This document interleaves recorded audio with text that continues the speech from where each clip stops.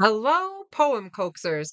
Welcome back. I am Amy Ludwig VanDerwater, meeting with you from Gratitude, which is my little writing house at the Poem Farm. This is visit 5 of Coaxing Poems, and today's visit we will call Coaxing Poems Tell Us a Story.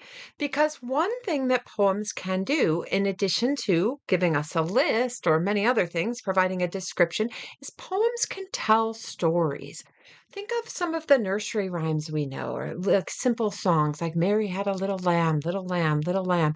Mary had a little lamb whose fleece was white as snow. Right? It followed her to school. It was against the rules. What would Mary do? So in that song that we know so well, we have characters. We have Mary, we have her little lamb, we have a problem. The little lamb is at school.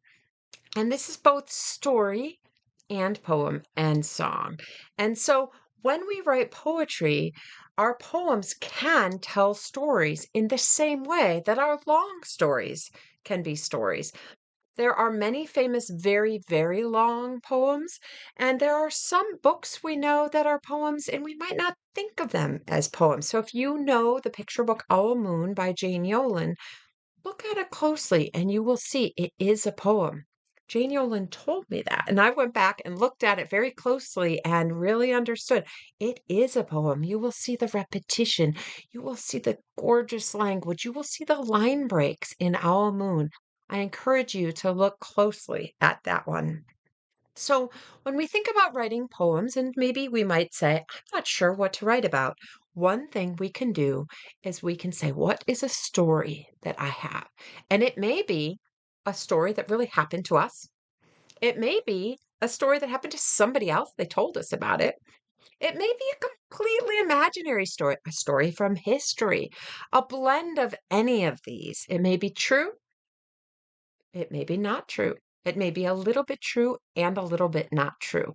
So our stories have characters, they have beginnings, middles, and ends. Something usually happens in a story. Sometimes there's a character change. Sometimes we start one place, we end someplace else.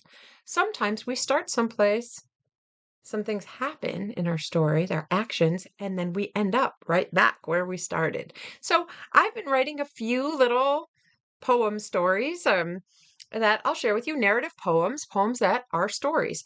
And the first one, and you can see it's very hard to read. So we'll see how I do here, and then I'll type it up and I'll have it at the poem farm. But you may recognize a character in this, and you'll know I made a character up. This poem does not rhyme.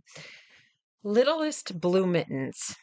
The younger brother of Little Red Riding Hood had heard the story again and again.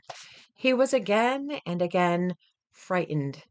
So one morning he crept out into the cold January sky, gathering snow, patting snow, shaping snow into a great wolf, a sparkly white snow wolf, with warm eyes and a gentle smile.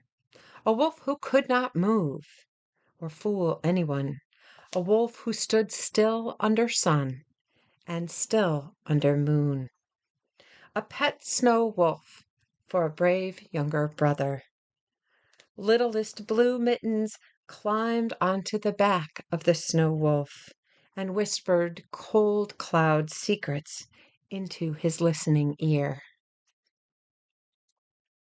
Littlest Blue made many snow wolves throughout his many years.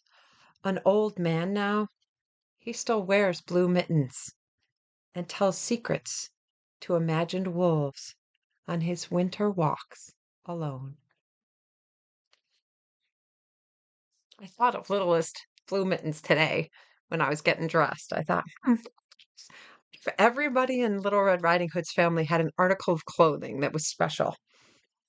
So this was a surprise to me, this poem. And you can see that when I type it, I'll have to look very carefully. Another one here. Um, and it's a character that's not a human character. And when we write stories, our characters can be humans, they can be animals, they can be inanimate objects.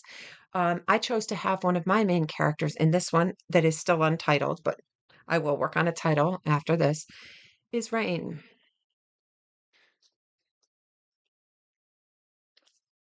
Rain heard people complaining. I wish it wouldn't rain. People sighed and snapped up umbrellas, walked fast and sighed again. I am who I am, Rain whispered, and a small violet flower replied, Thank you. I was so thirsty. Rain was so happy, she cried. That does rhyme at the end. I know I've been working not to rhyme these poems during these visits, but sometimes I do fall into it, and this time I did do that. But you will notice that the rest of the poem doesn't rhyme, but it does have words that go together that sound similar, like rain and complain and again or again, right? Um, so thinking about sounds, we think about sounds when we write. We do think about repetition and we think about pattern. We think about who will this poem be about and what message do I want to get across? And we do think about line breaks. Look closely at the poems you'll see at the Poem Farm, and you will notice they don't look like paragraphs. They break where we want readers to pause. And if something is important, we let that something stand alone.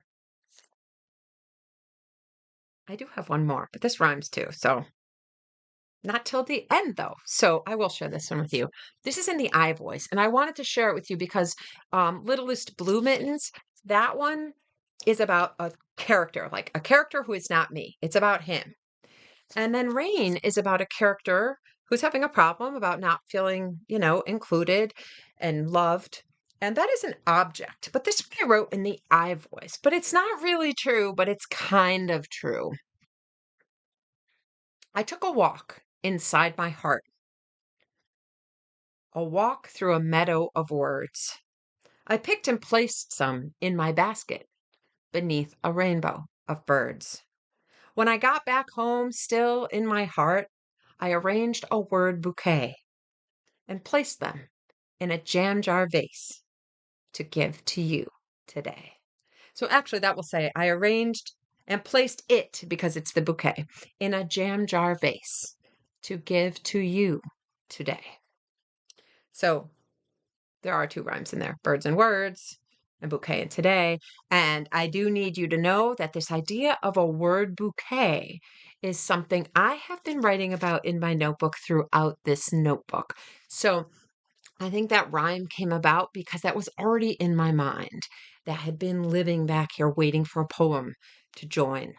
So this is a story about me, or the speaker, taking a walk inside a heart, being in a meadow, finding flowers, placing them in a vase. That's the end, to give to you today. And I will tell you, when we write poems, sometimes we have a favorite part. And in this one, my favorite part is the jam jar vase. It's not just any vase, the jam jar vase. I'm a jar saver. So today, tell us a story in your poem. Have characters. Characters you. Characters a friend. Characters an imagined character from your mind. Characters from a book you've already read and you're giving them a new story. Maybe you're taking their old story and switching it. The characters from history. Your story may be true. It may be imagined. It may be a blend of both. You are the author of the story poems you write. Beginning, middle, end. Characters. Don't focus on rhyme, but remember, you can repeat, play with words, slow readers down with your line breaks, and tell us a story. It's a pleasure to see you again here from Gratitude. I welcome you back in the future, and coax those poems, friends. Coax those story poems this week. And thank you for joining me for Visit 5. I will maybe see you down the line.